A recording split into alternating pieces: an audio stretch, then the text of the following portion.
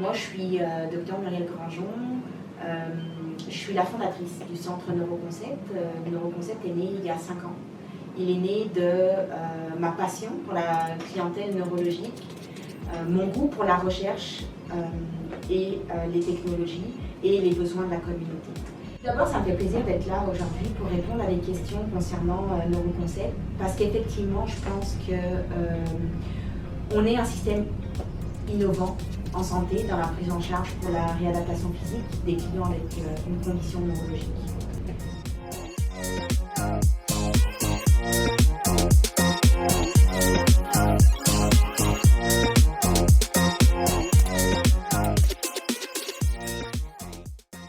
Pourquoi est-ce que ça marche? Tout simplement parce qu'on part toujours du besoin du client pour savoir cibler les objectifs à atteindre et quelle modalité, quelle technologie va aider le thérapeute au mieux pour aider à atteindre cet objectif.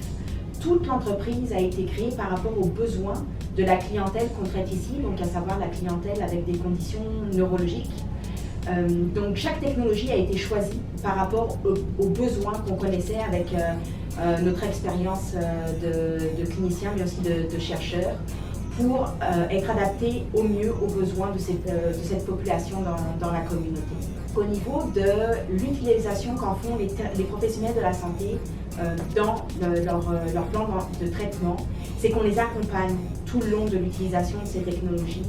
On ne les laisse pas en formation juste une journée avec l'appareil, puis après débrouillez-vous avec. Il y a tout un parcours de suivi, un parcours d'éducation qui est fait pour l'intégration des technologies dans les modalités de pratique chez nos cliniciens.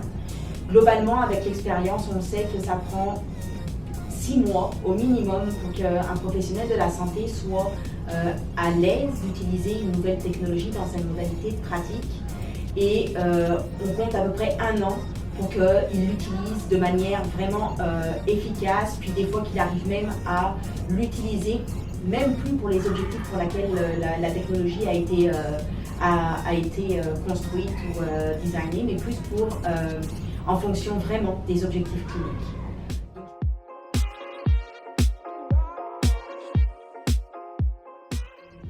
On entend souvent dire que les professionnels de la santé sont réfractaires à ça prend un changement culturel important, ou c'est des problèmes d'investissement de fonds, parce que c'est vrai que les technologies, ça a un coût, un investissement. Moi, je dirais que je ne pense pas que les professionnels de la santé sont actuellement réfractaires à l'intégration de technologies dans leur modalité de pratique. Je pense que les barrières principales sont la communication et le transfert des connaissances par rapport à cette nouveauté pour faire justement ce changement culturel. Je pense que c'est important, et encore une fois on en revient à la question de l'éducation. Donc je pense que c'est important d'informer, de donner la bonne information au niveau de qu'est-ce que c'est les technologies, à quoi ça sert.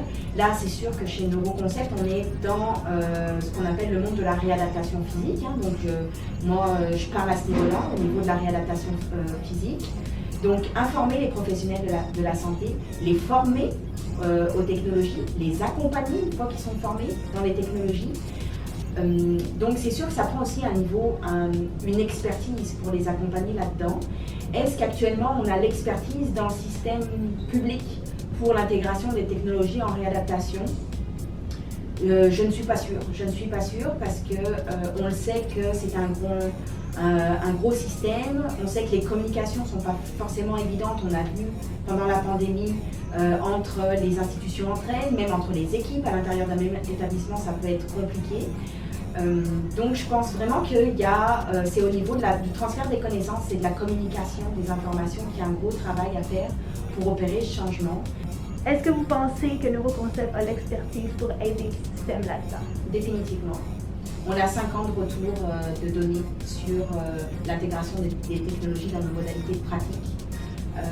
Nos cliniciens les utilisent toute la journée et pas une fois par semaine. Donc oui, définitivement, on peut aider les institutions publiques à progresser là-dedans, à les outiller, puis à leur aider à faire le transfert vers une modernisation du système pour la réadaptation physique.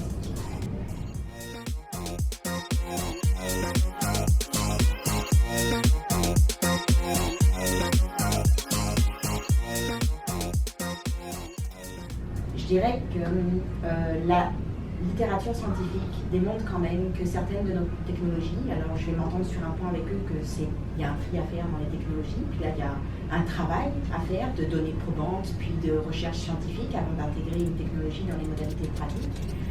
Mais globalement, si je regarde les technologies qu'on a intégrées ici au Centre Neuroconcept, elles ont toute une efficacité dans les thérapies. Elles viennent parfaitement compléter les thérapies et sont combinées les thérapies conventionnelles pour optimiser les résultats. Alors des fois, on n'atteint pas de meilleurs résultats que la thérapie conventionnelle, mais on va les atteindre plus vite.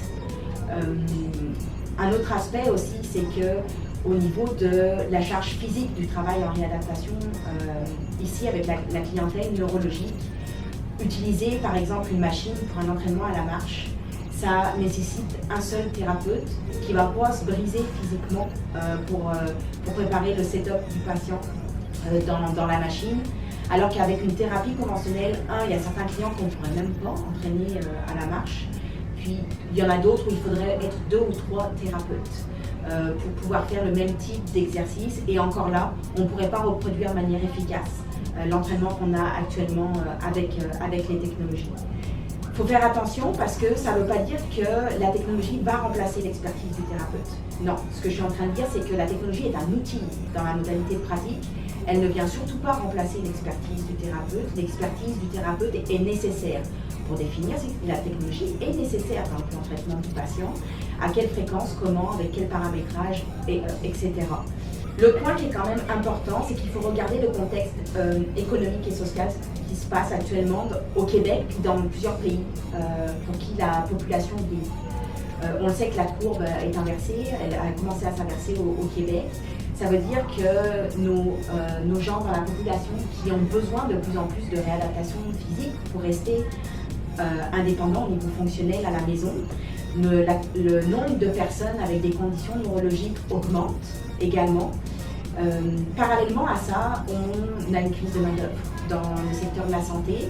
Donc on a une augmentation de l'achalandage avec des besoins en santé spécifiques en réadaptation physique et on a une diminution des ressources de main-d'œuvre au niveau du Québec.